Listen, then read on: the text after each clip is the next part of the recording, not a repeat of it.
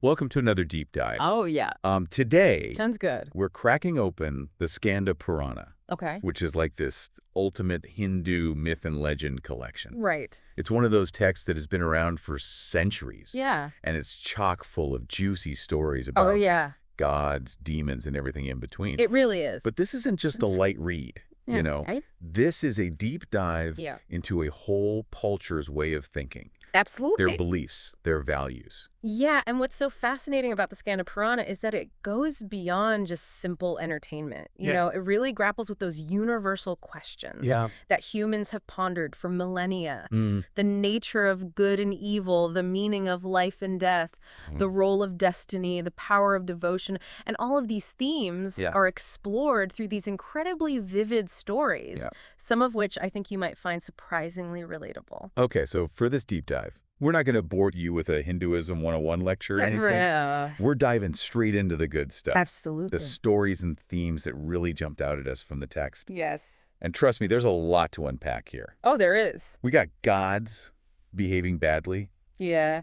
Epic battles, surprising twists, and maybe even some hidden life lessons along the way. You know, it's interesting. We'll be looking at how these ancient myths reflect these timeless human concerns and maybe how they even offer some insights into our own lives today. Yeah, I like that. Ready to get started? Absolutely. Okay. Okay, let's kick things off with a story that's as dramatic as any soap opera you've ever seen. Let's do it. Family drama, divine style. Oh, no. We're talking about Sati, the daughter of Daksha. Okay. A very powerful figure. Yeah. And her husband, Lord Shiva. One of the most important deities in Hinduism. One of the big ones. And right from the start, you see this clash of personality. Oh, yeah. Daksha really doesn't approve of Shiva. Okay. He sees him as this outsider, this ascetic, someone who just doesn't fit into the conventional norms of society. Right. You can almost think of it as like the ultimate in-law disapproval, Totally. but with cosmic consequences. Yeah, yikes. So picture this. Daksha decides to throw this huge yagna, which is like this really elaborate ritual sacrifice. Okay. He invites all the gods, all the goddesses, everyone who's anyone, except Shiva and Sati. Oh, it's brutal. It's this deliberate snub, a way of saying, you're not welcome in my world. Ouch. Yeah, it's going to leave a mark. Of course, Sati, being the strong-willed goddess that she is not going to take this lying down. No. So she decides to confront her father. Okay. And things get heated. Uh-oh. You can imagine the tension in that room, you know, the divine sparks flying as these two powerful beings clash. Right, sparks are flying. Yeah, this is where it gets really intense. Sati, completely humiliated and heartbroken, throws herself into the sacrificial fire. Oh, wow. It's this incredibly powerful image of despair and defiance. Yeah. It's like she's saying, if I don't belong in your world, then I don't belong anywhere. Yeah. But this act of self-sacrifice isn't just a dramatic plot twist. Okay. It's a pivotal moment in Hindu mythology, and it sets in motion this chain of events that reverberate throughout the entire Skanda Purana. So this is a big deal. This is a big deal. And for Shiva, the grief and the rage that he feels at the loss of his beloved Sati, it's just beyond human comprehension. Yeah. And when Shiva finds out what happened, let's just say he's not calling a therapist. Nope. He unleashes this terrifying warrior, Veerbhadra, on Daksha's yagna. And Veerbhadra is just the embodiment of Shiva's fury, pure destructive power. Totally. He disrupts this entire ceremony, wreaking havoc, and ultimately decapitates Daksha. Oh my gosh. It's a very stark image of divine retribution. Right. And it raises some interesting questions about the nature of justice, revenge, and the destructive potential of these unchecked emotions. Wow. Even in divine beings. Right. Even the gods aren't perfect. They're not. Talk about a family feud gone cosmic. Yeah. But beyond the drama and the special effects, what's the deeper message here? I think it highlights something very human, very relatable. Okay. You know, even though these are gods and goddesses, they experience these same raw emotions that we do: love, anger, grief, pride, shame. Right. Their actions, while they're amplified to this cosmic scale, are driven by the same human impulses that we grapple with in our own lives. Yeah, totally. And I think This story reminds us that even in the divine realm, those impulses can have pretty devastating consequences. It makes you think about those times when we've been blinded by anger or hurt. And how those emotions can lead us to actions that we later regret. Absolutely. Even gods aren't immune to that. Nope. But enough about dysfunctional families. Okay. Let's move on to a story that's a bit more cosmic. Okay. I like it. Next up, we're tackling the churning of the ocean. Oh, wow. One of the most famous Yes. and visually stunning myths in Hindu mythology. This is a good one. This one's a wild ride. Yeah. And it involves deities and demons working together, which you don't see every day. That's interesting. Imagine this. They're using a mountain as a churning stick. Wow. To stir up the primordial ocean. That's a big stick. It's a big stick, and the reason that they're doing this is to retrieve these lost treasures. Okay. Including the elixir of immortality. So they're going for the ultimate prize. They are. It's a quest for the ultimate prize. A mountain as a whisk. I know, right? That's some serious kitchen equipment. It is. But this isn't just some epic bake-off. No, it is not. As with any great cosmic recipe, Yes. there are some unexpected side effects. Always. In this case, the churning also releases this deadly poison. Oh, yeah. Called hala hala. Hala hala. We're talking about poison so potent, Oh, yeah. it could wipe out all of creation. Yes, it's a powerful symbol of the duality of creation. How both good and bad, benefit and danger are often intertwined. I like that. And this is where Shiva steps in. Okay. Not as the destroyer this time, but as a savior. Interesting. He swallows the poison. Wow. Holding it in his throat, Uh-huh. which turns blue from the toxins. Right, right. It's this act of self-sacrifice that saves the universe from destruction. She was a busy guy. He is a busy guy. It's interesting how Shiva plays such a complex role in this story. Yes. He's both the destroyer and the protector, the one who embodies both the terrifying and the benevolent aspects of the divine. It's true. What does this story tell us? Well, that's a good question. About our own lives. Our own challenges and aspirations. Well, I think it's a reminder that even in the pursuit of great things, like immortality, we're bound to encounter obstacles and dangers. The path to achieving our goals is rarely smooth, and sometimes we have to face difficult choices, even make sacrifices for the greater good. Right. But I think the story also suggests that even in the face of these seemingly insurmountable challenges, there's always hope. Okay. There's always the possibility of overcoming them. I like that. It's like that saying, no pain, no gain. Yeah. But on a cosmic scale. Right, exactly. And sometimes those challenges lead to unexpected benefits. Yeah. To growth and transformation that we wouldn't have experienced otherwise. That's true. Okay, but let's shift gears a bit. Okay. And talk about a different kind of hero. All right. A warrior god. Yeah. Born under extraordinary circumstances. Okay, let's do it. Next up, we're exploring the birth of Kartikeya. Kartikeya. He's the son of Shiva and Parvati, who, as we remember, is the reincarnation of Sati. Right. And his birth is anything but ordinary. Okay. He's born from Shiva's seed, nurtured by 6 celestial nymphs, who later transform into stars. That's pretty cool. I know. And he's destined to defeat this demon, Tarakasur, who is terrorizing the world. Talk about a high-pressure upbringing. That's a lot of pressure. Yeah, it's a birth story fit for a god. Right. And it highlights how important destiny is in Hindu mythology. Okay. Kartikeya's very existence is tied to this divine plan, a mission to restore balance to the cosmos. So it's not just random chance. No, it's not. And this is a recurring theme in the Skanda Purana. Okay. This idea that events unfold according to a divine script. That there's a purpose behind everything. I like that. But that doesn't mean that individuals don't have a role to play in shaping their own destinies. So we have free will, but there's also a plan. Kinda. This leads us to the epic battle. Yes. Between Kartikeya and Tarakasur. Now, I'm betting this wasn't just a quick duel. Yeah. This was a showdown for the ages. Oh, yeah. And the Skanda Purana doesn't disappoint. Okay, good. It describes this incredible battle in vivid detail. Give us the highlights. Highlighting Kartikeya's bravery and his skill. Yeah. He faces numerous challenges and ultimately leads the gods to victory. So good triumphs over evil. It does, but even in this triumph, there's this sense of moral complexity. Oh, that's interesting.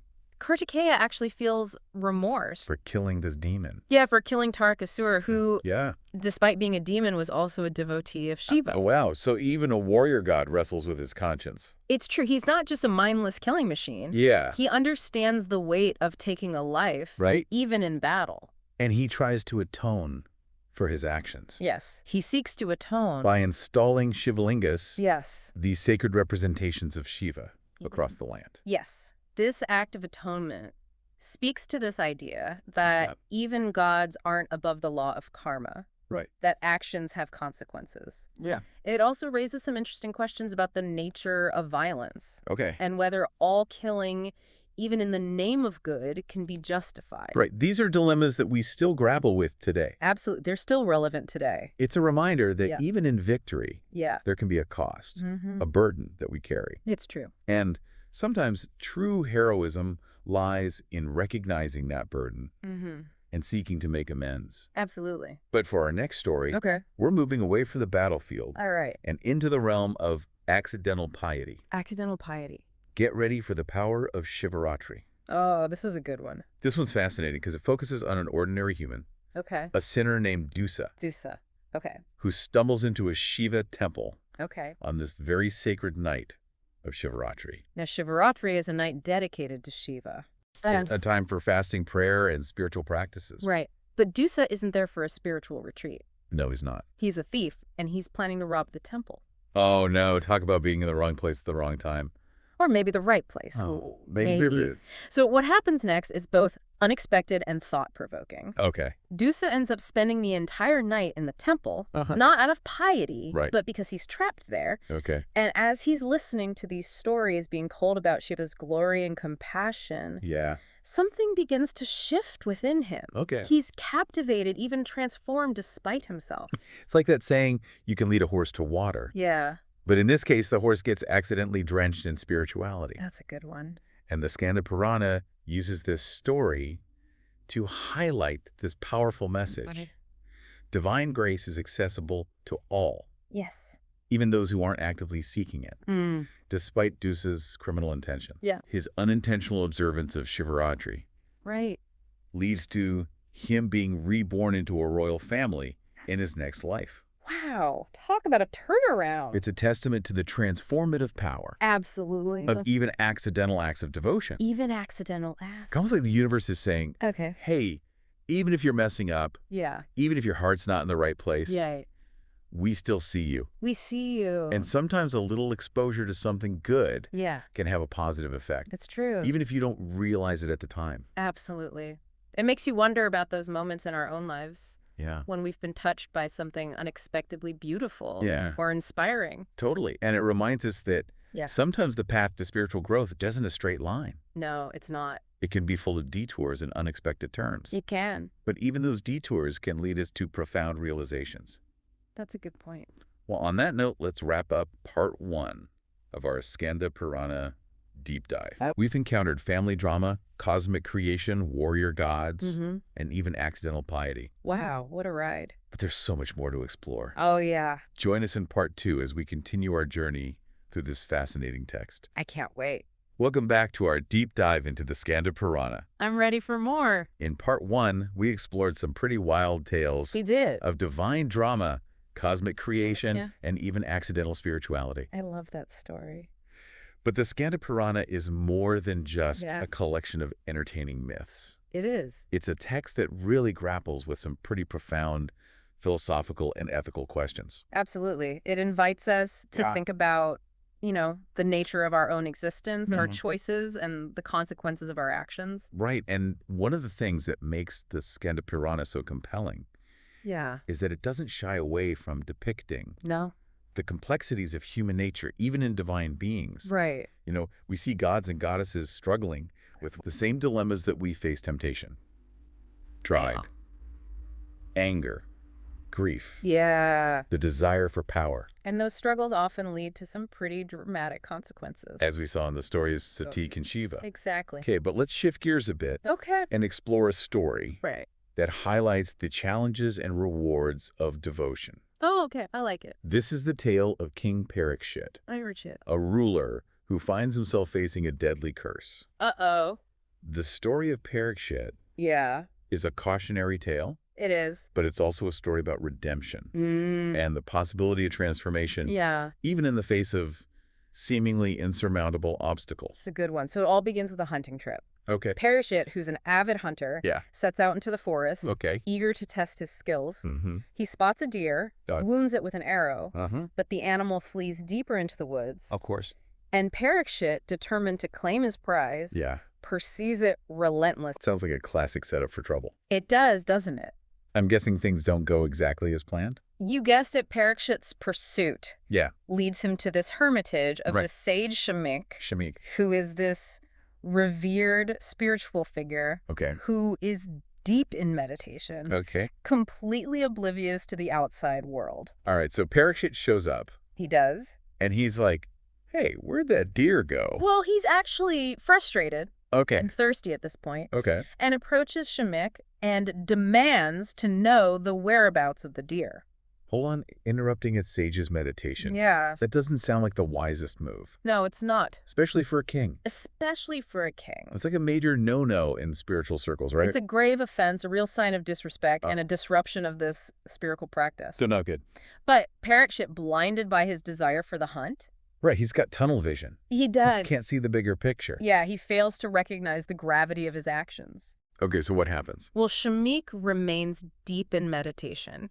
Completely unmoved by Parikshit's intrusion. But the king's actions don't go unnoticed. Shamik's son, Shringi, witnesses the entire scene and is enraged by the disrespect shown to his father. Of course. Talk about a protective son. I wouldn't want to mess with his dad. No, you would not. So what does Shringi do? Shringi, filled with righteous anger, utters this powerful curse. He declares that within 7 days, Parikshit will be bitten by Takshaka, a venomous serpent king on die. Oh my gosh. It's a harsh sentence, a real consequence of Parikshit's transgression. From a hunting trip to a death sentence in a matter of moments. That escalated quickly. So what becomes of poor Parikshit? Wow. Does he manage to escape this deadly curse? The story takes an interesting turn here. Shamik the sage, who was the target of Parikshit's disrespect, learns of his son's curse, and he's troubled by the severity of the punishment. So he sends a disciple to warn Parikshit, giving him a chance to prepare for his fate. So even though Parikshit acted rashly, Shamik still shows compassion. He does. Like he's saying, hey, you messed up, but you still have a chance to make things right. Right. There's a glimmer of hope for the king, after all. So what does Parikshit do? Well, upon hearing the warning, Parikshit becomes fearful and takes drastic measures to protect himself. He constructs this palace. A palace? In the middle of the Ganges River. In the river? Surrounded by healers and antidotes. Believing that he can outsmart fate. A fortress against a snake? Yeah. Seems a bit extreme. It does, but I guess when you're facing a death curse, you pull out all the stops. You do what you gotta do. So does it work? I'm on the edge of my seat. Unfortunately, no. Fate has a way of catching up even with kings. It always does. And despite his precautions, Parikshit's end comes as predicted. Oh no. But not in the way you might expect. A sage named Kashyap arrives at Parikshit's palace, seeking alms. But Parikshit, completely preoccupied with his fear of the snake, fails to offer him food or hospitality. Oh no, another misstep. He's so focused on avoiding one danger that he stumbles into another. And these little things can have big consequences. It really can. So this seemingly minor act has dire consequences. Kashyap, insulted by Parikshit's neglect, leaves the palace in anger. Oh boy. And as he departs, he encounters Takshaka. The Serpent King. And in this moment of frustration, reveals Parikshit's location. It's like giving away someone's hiding spot in a game of hide and seek. I know. But with much higher stakes. This is bad. So Takshaka, guided by Kashyap's words, finds Parikshit and delivers the fatal bite. And his elaborate defenses prove useless. They do. Against the will of fate. That's right. So what's the deeper meaning here? That's a good question. Is this just a story about a king's bad luck and a snake's revenge? I think the story of Parikshit is multi-layered. Okay. It's a reminder that our actions have consequences. Yeah. Even those seemingly small ones. Right. Parikshit's downfall isn't just about a snake bite. Right. It's a result of this series of choices that stem from his pride, his disrespect for the sacred, and his failure to recognize the interconnectedness of all beings. Like a domino effect. Yes. One misstep leads to another. And the consequences ripple outward, impacting not just ourselves but others as well. That's right. And the story doesn't end there. Okay. Kashyap, realizing the role that he played in Parikshit's demise, is filled with remorse and sets out on a pilgrimage to atone for his actions. Pilgrimage is a form of atonement. It's a powerful concept. And it's this recurring theme in the Skanda Purana. This idea of undertaking these physical journeys to sacred sites as a way to cleanse the soul and seek spiritual growth. And this idea of pilgrimage can apply to our own lives as well. Absolutely. Even if we don't literally trek across mountains and rivers. Yeah, it can be about those moments when we choose to step outside our comfort zones, to challenge our assumptions, to seek new perspectives, and ultimately to grow as individuals. I like that. Speaking of journeys, the Skanda Purana takes us on this mind-blowing trip. It does. Through time, offering this fascinating account of the creation of the cosmos. It does. And the cycles of time that govern our existence. Yeah, the Skanda Purana's view of creation is incredibly complex. It draws upon this rich tapestry of myths and philosophical concepts. It speaks of a time before time, a state of pure potentiality known as Brahman. This ultimate reality, this source of all existence, beyond form and definition. It's hard to wrap your head around this idea of something existing before anything existed. Yeah, it's like trying to imagine a universe without space or time. Right. And it challenges our linear way of thinking about time. Okay. But the Skanda Purana suggests that creation arises from this formless, undifferentiated state of Brahman through this process of manifestation and differentiation. So from this void, this boundless potentiality emerges the universe as we know it. It does. That's pretty amazing. What does the Skanda Purana say about how this process unfolds? The text describes the emergence of the Trimurti. The Trimurti. The three primary deities, Brahma, Vishnu, and Shiva. Okay, I've heard of them. Brahma is associated with creation, Vishnu with preservation, and Shiva with destruction and transformation. And these three deities represent these fundamental forces that drive this cosmic cycle of existence. So it's not just about a single act of creation. It's an ongoing process. It is. Of creation, preservation, and destruction. Yes, it's almost like a cosmic dance. I like that. This constant interplay of these powerful forces. And the Skanda Purana goes even deeper. It does. Describing cycles within cycles. Yes. These vast epochs of time known as yugas. Yugas. And these yugas represent different phases of cosmic evolution. That's right. Each with its own characteristics and challenges. And the Skanda Purana doesn't just describe the qualities of each yuga. It connects them to the moral and spiritual evolution of humanity. Oh, interesting. So Satya Yuga is depicted as this golden age, a time of virtue, harmony, and spiritual enlightenment. That sounds nice. It does. I wish we were in Satya Yuga. Me too, but as time progresses, we move through Treta Yuga and Dwapara Yuga. And we witness this gradual decline in virtue and this rise in materialism and conflict. And finally, we arrive at Kali Yuga. Yes. The present age. The present age. Often depicted as a dark age. It is. A time of strife, ignorance, and spiritual decline. Not exactly an uplifting outlook. No, it's not. But the Skanda Purana doesn't shy away from depicting the challenges of Kali Yuga, but it also offers hope. Okay, good. I was getting worried. It suggests that even in this age of darkness, the divine remains accessible. Remember the story of Dusa? Oh, yeah, the accidental pilgrim. Even in Kali Yuga, accidental piety can lead to transformation. So it's not all doom and gloom? No, it's not. Even in the mix of chaos and darkness, there's a possibility for spiritual growth and connection. Yeah, it's like a reminder that even in the darkest of times, there's always a flicker of light. I like that. A potential for awakening. The Skanda Purana, with its vast scope and intricate narratives, invites us to explore not only the outer world of myths and legends, but also the inner landscape of our own hearts and minds. It's true. It encourages us to seek understanding, to Yeah. cultivate virtue, and to recognize the divine spark Yes. that resides within us all. Beautiful. So we've journeyed through tales of family drama, cosmic creation, and the cycles of time. What a ride. What other wonders await us in the remaining chapters Oh, there's more. of the Skanda Purana? I can't wait. Welcome back to the Deep Dive. Oh, it's good to be back. We've been on quite a journey so far. We have. It's flooring the Skanda Purana, Wow. a text that's as vast and multifaceted Yes. as the cosmos itself. Absolutely. We've encountered gods and demons, witnessed cosmic events that make the Big Bang look like a firecracker, and even delved into the cycles of time that govern our existence. It's been an incredible exploration. It really has. And one of the things that makes the Skanda Purana so compelling is that it doesn't just tell these fantastical stories. It doesn't. It weaves in some very practical advice Yeah. on living a good life,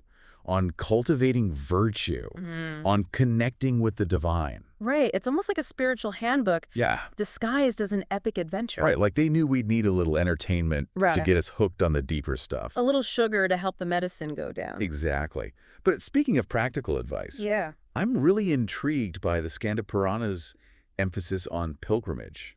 Oh, yeah. It seems like more than just a sightseeing tour. It is. It's presented as this powerful tool for spiritual growth and transformation. Absolutely. The Skanda Purana highlights these specific pilgrimage sites across India. Not just as geographically interesting places, but as these gateways to the divine.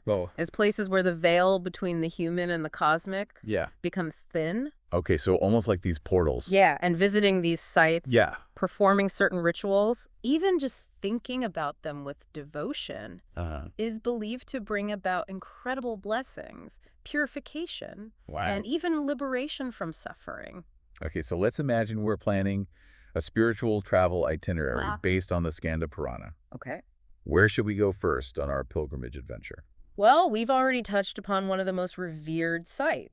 Parvati, home to the Somnath Jyotirlinga. And this place is considered so sacred that even the gods are said to visit it. Right, and we talked about how even the mere thought of going on a pilgrimage to Parvati can liberate one's ancestors from cycles of suffering. Yes, it's like a spiritual bonus miles program. Right, but what makes the Somnath Jyotirlinga so special? Well, the Skanda Purana describes the Somnath Jyotirlinga as one of the 12 Jyotirlingas, as radiant pillars of light that represent Shiva's presence in the world. Right, so not just physical objects. They're considered to be manifestations of Shiva's divine energy. It's fascinating how these physical locations become imbued with so much spiritual energy. Yeah, it's like they become portals to a different dimension. Totally a place where the divine becomes more tangible. Exactly. And the Somnath Jyotirlinga is believed to have been established by Chandra, the moon god, as an act of penance and devotion to Shiva. So even the gods go on pilgrimages. They do. It's kind of reassuring, actually. It is. Even celestial beings have their struggles and need to seek divine guidance. It makes you feel a little bit better about your own. It does. What else does the Skanda Purana tell us about Parvati? It highlights several other sacred sites within Parvati, each with its own unique energy and blessings. Okay, give us some examples. So there's the temple of Lord Surya, the sun god, who is said to radiate his life-giving energy upon this land. I like that. And there's the shrine of Siddheshwar, a place where those seeking spiritual accomplishments or cities come to meditate and perform austerities. So it's a place for both sun worship? It is. And for those hardcore spiritual seekers looking to level up their consciousness. Exactly. Sounds like there's something for everyone. There is. And the Skanda Purana also emphasizes the importance of certain ritual practices at these sacred sites. Like what? It describes the benefits of taking a holy dip in the sacred waters, offering prayers and offerings, and even getting one's head tonsured as a symbol of shedding past karma and embracing a new beginning. It makes you wonder, what is it about these physical acts that seem to carry so much spiritual weight? That's a good question. Is it the intention behind them? The energy of the place? Or some magical combination of both? It's a question that philosophers and spiritual seekers Right. have pondered for centuries. The Skanda Purana doesn't offer a definitive answer, but it suggests that these practices can help focus the mind, purify the heart, and create a sense of connection with a deeper reality. So they're like physical metaphors for internal transformation. Exactly. It's a reminder that spirituality isn't just about intellectual understanding. It's not. It's about embodying those principles through actions, rituals, and even symbolic gestures. Absolutely. And the Skanda Purana provides this detailed guide to these rituals, offering insights into the proper way to approach the divine and to seek its blessings. Okay, so we've had a taste of the wonders of Prabhu's Kshetra. We have. What other stops should we make? Well, no spiritual journey through India would be complete without a visit to Kashi.